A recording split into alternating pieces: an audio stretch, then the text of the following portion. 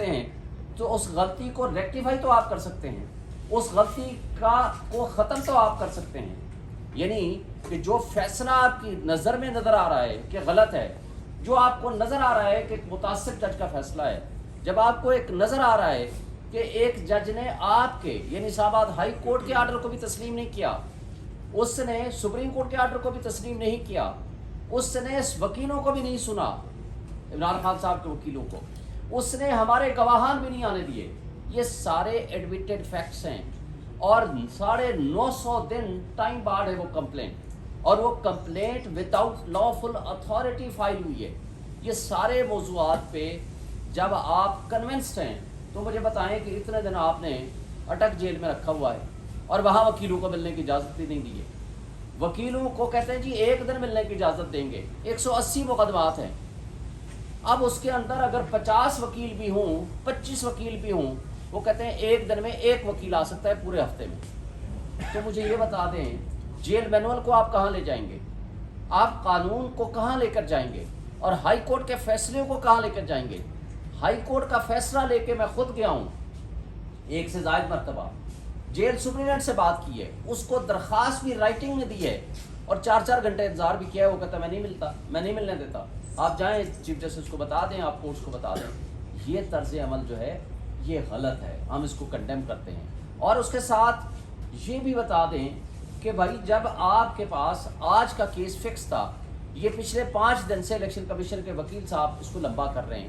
یہ 5 سے 10 منٹ اور آدھے گھنٹے کا کیس ہے، اس سے زیادہ کا نہیں ہے، کیونکہ یہ ضمانت کا جو کیس ہے اس میں بیسک سے پرنسپلز دیکھے جاتے ہیں، بیسک پوائنٹس دیکھے جاتے ہیں. آج 24-25 دن ہونے کے باوجود ان کا کیس سنوائی نہیں ہو رہی ہے، اور 5 دن سے صرف سنوائی ہو رہی ہے. اور آج بھی انہوں نے کہا تھا کہ میں آج فیصلہ کرنے لگا ہوں 3 بجے جب اٹھ کے گئے، لیکن 1 گھنٹے کے بعد ہمارے انتظار کے بعد ہمیں بتایا گیا کہ نہیں جی میں کل فیصلہ کروں گا 11 بجے. بہرحال ہمیں تو عدلیہ کا احترام ہے، لیکن ہم یہ کہتے ہیں کہ جب ناانصافی نیچے آپ کے سامنے نظر آ چکی ہے، جب ناانصافی یا انصاف کا قتل آپ کے سامنے آنکھوں کے سامنے آ چکا ہے، تو آپ کم سے کم ایسا کریں کہ ناانصافی کو ختم کرنے کے لیے ایک انصاف کے اتنا کریں کہ انصاف ہوتا ہوا بھی نظر آئے. سپریم کورٹ کے پاس جب یہ میٹر پینڈنگ تھا، الیکشن کمیشن کے وکیل نے خود یہ کہا کہ جناب ہمیں ٹائم دے دیجیے، اسلام آباد ہائی کورٹ یہ فیصلہ کر لے، بعد میں اپنا آپ فیصلہ کریں. لیکن جب آپ ٹائم لے کر آتے ہیں پھر آپ اس کو ڈیلے کرتے ہیں، اور ڈیلے بدنیتی کی اپنی بنیاد پر کرتے ہیں تاکہ وہ کسی اور کیسز میں کوئی گرفتاری ڈالی جا سکے، یا ان کو کسی اور کیس میں بند کیا جا سکے، یا ان کے خلاف کوئی اور ایکشن کیا جا سکے. اس طرح کی بدنیتیاں وہ سارے ہمارے لا انفورسمنٹ ایجنسیز بھی کر رہی ہیں. افسوس سے کہنا پڑتا ہے الیکشن کمیشن آف پاکستان بھی اس میں ملوث ہے.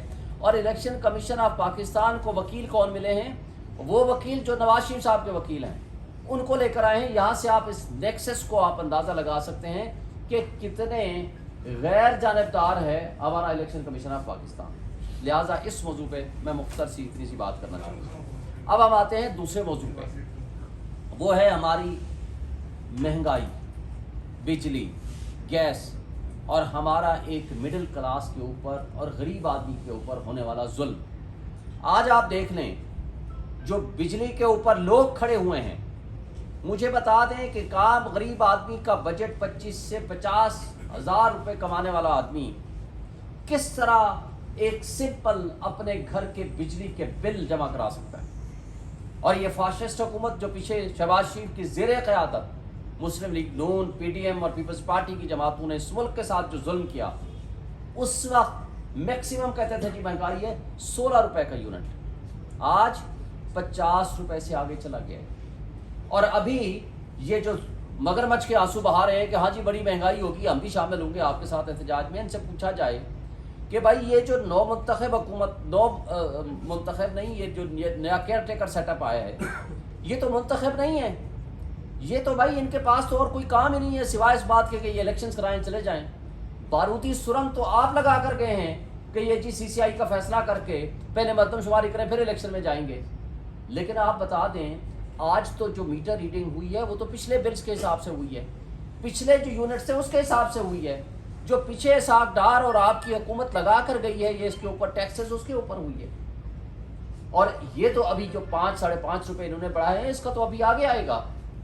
لیکن مجھے بتائیں کہ یہ ظلم جو آپ ڈھا کر گئے ہو، آج ان کی پرانی لیڈرشپ کے چل رہے ہیں قصے کہ جناب جب آپ سے ووٹ مانگنے آئے آپ ان کو یہ بجلی کا بل دکھاؤ، آپ ان کو گیس کا بل دکھاؤ. اور یعنی جو گیس کا بل تھا وہ ڈبل ٹرپل پہ چلا گیا ہے، اور بجلی تو آپ کے قریب سے نہیں گزر سکتی. میں اپنی بات کرتا ہوں، میرا گھر کے 3 پورشن ہے، ایک پورشن میرا خالی ہے. جو پورشن میرا خالی ہے اس میں کوئی نہیں رہتا، اس کا بل 20,000 پہ آیا ہے. 20,000 بل اس کا آیا ہے جو پورشن میرا خالی ہے. میں سر پکڑ کے بیٹھتا ہوں کہ بھائی خالی ہے، میں نے الگ سے اس لیے لگوایا تھا کہ 3 پورشن ہے، 3 میٹر لگا لوں، یہ ڈسٹریبیوٹ ہو جائے گا تو بل کم آئے گا. تو اب آپ یہ اندازہ لگائیں کہ یعنی میٹر لے لینا ہی آپ کے لیے جرم ہے. تو آپ عام آدمی کا کیا آپ ازالہ کریں گے؟ اور آج پاکستان میں جو پوزیشن ہو چکی ہے، جو مہنگائی ہو چکی ہے، کہتے تھے پچھلا پورا سال 16 مہینے پہلے چیختے چلاتے تھے کہ جی مہنگائی ہے، مہنگائی مقاوم مارچ کے یہ مریم نواز اور یہ سارے لیڈر سو کارڈ حمزہ شہباز یہ لے کر آتے تھے، یہ آپ کے سامنے یہاں اسلام آباد میں مظاہرہ کر رہے تھے کہ جناب مہنگائی ہوگی ہے، مہنگائی ختم کرنے کے لیے ہم آئے ہیں، ریاست کی بجائے ہم سیاست کی بجائے ریاست بچانے آئے ہیں. بھائی آپ نے تو اپنے بوریا بستر اٹھایا، اسحاق ڈار، شہباز شریف، یہ جو جوکرز تھے وہ جا کے لندن میں بیٹھ گئے. بھائی مسائل تو آپ نے اور میں نے سہنے ہیں جو ہم سہ رہے ہیں اس پاکستان میں، اور ہم مڈل کلاس نے، ہمارے غریب طبقے نے، ہمارے لوگوں نے، غریب تو اب بیچارے کی زندگی اجیرن ہو گئی، جو مڈل کلاس تھی وہ ختم کر دی ہے ہم نے، مڈل کلاس تو رہی نہیں ہے. لیکن اس کے ساتھ ساتھ آپ وہ لندن میں عیاشیاں کریں گے اور ہم غریبوں نے بھگتنا ہے ایک چلتے ہوئے نظام کو، چلتے ہوئے ملک کو، جہاں 6.1% جی ڈی پی تھی. ان کے اعداد و شمار بتا رہے ہیں، یہ وہ اعداد و شمار ہیں جو انہوں نے ڈکلیئر کیے ہیں پچھلے سال اور آج کے. یعنی جس وقت خان صاحب کو ہٹایا 6.1 جی ڈی پی تھی، چلتا ہوا ملک، چلتا ہوا نظام، اور اس کے اندر 2 سال کرونا کے بھی بھگتائے ہیں. اس سب کچھ کے باوجود آج جب یہ گئے ہیں، ان کے بقول ان کے پچھلے سال کی جو کارکردگی تھی 0.3% ہے اور آگے نیگیٹو پہ جائے گی. یہ ہے ان کی کارکردگی. اور $24 بلین کے ریزرو تھے جو آج مانگے تانگے کے $4 بلین آپ کے پاس رہ گئے. اور جو وہ افلاطون ہم لے کر آئے تھے اسحاق ڈار کی صورت میں، اس نے کہا میں ابھی پہنچا نہیں ہوں تو جناب ڈالر نیچے آنا شروع ہو گیا، 50 روپے نیچے آ گیا، میں اس کو 100-150 روپے پہ لاؤں گا. اور آج کیا کیفیت ہے؟ 170-178 میں فلکچویٹ کرتا تھا، آج 320-325 پہ نہیں مل رہا. اور آج آپ کی جو پوزیشن پیٹرول کی ہے، 138 روپے جب ہوا تھا یا 150 روپے تک پہنچا تھا، انہوں نے چیخنا چلانا شروع کر دیا تھا اتنا مہنگا پیٹرول. اور آج آپ کو تقریباً 292 پلس میں آپ کو پیٹرول چلا گیا ہے. اور آگے بتایا جا رہا ہے، یہ بھی خود بتا رہے ہیں کبھی 40 روپے اور بڑھے گا. یہ بھی یہ مگرمچھ کے آنسو بہانے والے لوگ بتا رہے ہیں جنہوں نے اس ملک کے ساتھ بیڑا غرق کیا ہے. اور آپ کو D G I S P R کی رپورٹ بھی یاد ہوگی، آج ہی میں دیکھ رہا تھا، انہوں نے کہا جناب حکومت چینج ہو گئی ہے تو ڈالر نیچے آنا شروع ہو گیا ہے. تو میں آج ان سے بھی سوال کرتا ہوں کہ جناب آج تو 16 مہینے کے بعد ڈالر کہاں پہنچ گیا ہے؟ یہ آپ کے لیے بھی سوچنے کا مقام ہے، اس لیے کہ نیشنل سیکورٹی آج ایٹ رسک ہو گئی ہے. جب آپ کے پاس ریزرو نہیں ہوں گے، جب آپ کے پاس غریب آدمی کے پاس کھانے کو نہیں ہوگا، جب افراتفری ہوگی، جب لوگ ڈس اپوائنٹڈ ہوں گے، جب لوگوں کی ایک آس امید ختم ہو جائے گی. میں آپ کو بتاؤں قومیں اس وقت تباہ ہوتی ہیں جن لوگوں کی ایک امید کی کرن جہاں ہوتی ہے امید ختم ہو جاتی ہے. اور آج امید کیوں ختم ہوتی جا رہی ہے؟ اس لیے کہ جو 100 کارڈ آپ افلاطون لانے تھے، ہماری اسٹیبلشمنٹ نے 16 مہینے کا تجربہ کر لیا. اب یہ کہتے ہیں کہ اب نئے افلاطون ہم لے کر آئے ہیں، یہ جو ایکسٹینڈڈ فارم میں بیٹھے ہوئے ہیں، یہ 90 ڈیز میں الیکشن نہیں کرائیں گے، یہ آپ کے مسائل حل کریں گے. بھائی یہ کبھی کوئی افلاطون اس طرح کے مسائل حل کرنے والے ہوتے تو پھر ہمارے آئین کے مطابق یہ الیکٹڈ، یہ ڈیموکریٹک نارمز یا ڈیموکریسی یا جمہوریت نہ ہوتی.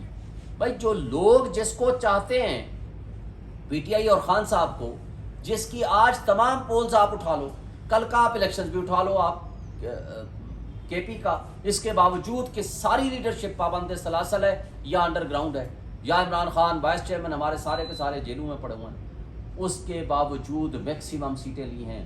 یہ ہے وہ ریفرینڈم جس سے یہ ڈرے ہوئے ہیں یہ الیکشن نہیں کراتے.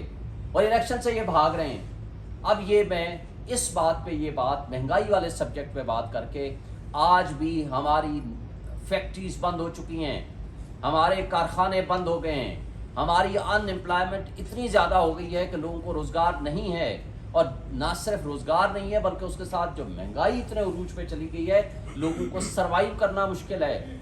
और इसके साथ साथ आपके लिए 12% की महंगाई तो बहुत महंगाई थी पिछले साल, आज 38% पे चली गई है। लेकिन इस बेयकीनी की कैफियत को ख़त्म ना किया, इस अनसर्टेनिटी को ख़त्म ना किया, तो ये 38%, 78% पे चली जाएगी। इसका बहुत बड़ा लॉस होगा। और पिछले साल तमाम इंटरनेशनल इंडिकेटर्स ये कहते हैं कि 0.5% से लेकर 5% चांस ऑफ डिफॉल्ट था, लेकिन आपने 16 महीने की अफलातूनों को ला करके इसको डिफॉल्ट तक पहुंचा दिया। साबिक डिफेंस मिनिस्टर कहते थे हम डिफॉल्ट कर चुके हैं, और डिफॉल्ट होता क्या है? यही डिफॉल्ट होता है। आपने $1 बिलियन धो के ले लिया, आज $1 बिलियन अगर आपको नहीं मिलता तो आपका डिफॉल्ट है। डिफॉल्ट को डिले किया है। तो आज भी हमारे मुक़्तदर तबके, हल्के, इंस्टीट्यूशन, स्टेक होल्डर्स, जमहूरी ताकतें, सब के लिए सोचने का मकाम है। हमने 25 करोड़ आवाम को ज़िंदा रखना है, उनको फूड देनी है, उनको एम्प्लॉयमेंट देनी है। उसका वाहिद हल इस बेयकीनी को ख़त्म करें। आप इलेक्शन अनाउंस करें 90 डेज़ में, पहले ही आप 15 दिन ज़ाया कर चुके हैं। 90 डेज़ का इलेक्शन अनाउंस करने के बाद आप इन केयर टेकर का कोई काम नहीं है सिवाय इस बात के कि वो आए हैं इलेक्शंस कराएं, और इलेक्शंस के अलावा उनका कोई किसी किस्म का कोई काम नहीं है। और इलेक्शंस कराएंगे, स्ट्रॉन्ग डेमोक्रेटिक गवर्नमेंट आएगी तो वो इन मसाइल का हल कर सकेगी।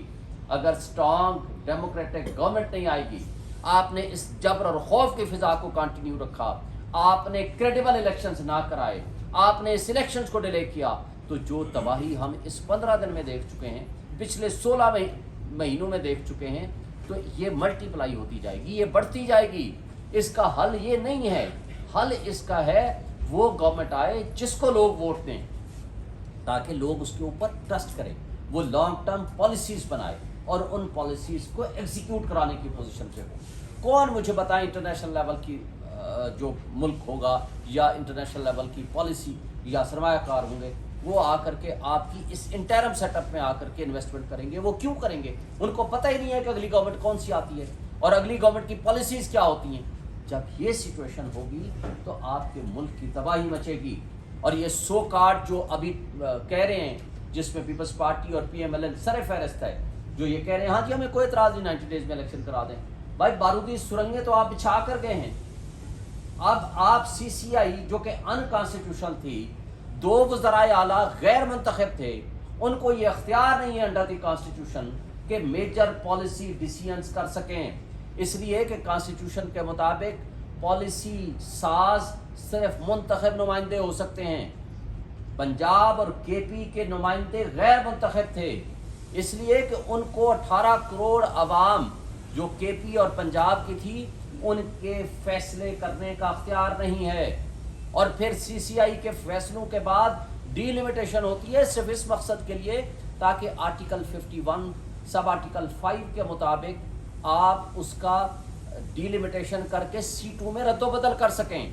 यहाँ तो आपकी असम्बली है ही नहीं, 2/3 मेजॉरिटी चाहिए आइन में तरमीम के लिए, तो फिर किस काहे को आप डिलिमिटेशन के प्रोसेस में अपना वक्त ज़ाया कर रहे हैं? आप उस वक्त करें जिस वक्त असम्बली मौजूद हो, CCI कॉन्स्टिट्यूटेड हो वैलिडली, और उसके मुताबिक आप प्रोसीड करें।